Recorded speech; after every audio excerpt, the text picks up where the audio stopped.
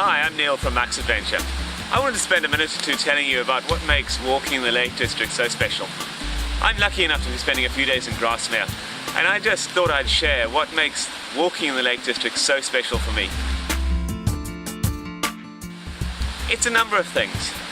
It's the quiet riverside strolls, it's the big wide open fells, it's the people we meet along the way, and it's those beautiful little lakeland towns filled with their craft shops, bakeries, little cafes and lovely hotels. This combined really does make the Lake District probably the finest part of England to walk in. Grasmere is of course famous for Wordsworth. He thought it was the most beautiful place that man has ever known. There's lots of other literary associations, of course. They're the romantic poets that made Grasmere so famous, have made it an attraction for many hundreds of years. There's Beatrix Potter and her house in Hawkshead and the Beatrix Potter Museum. There are the Lake District steamers such as the Ullswater and Windermere steamers. And there's just so much to see and do.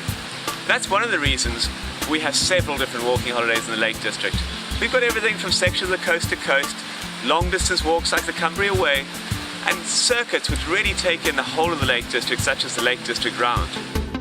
My favourite lake has got to be the Griesdale Tarn. It goes up over the hill from Patterdale and you descend down into Grasmere itself, and it's beautifully quiet and lots of solitude. You've got walking for all ages and all capabilities, because you've got the picturesque villages to the lakeland fells.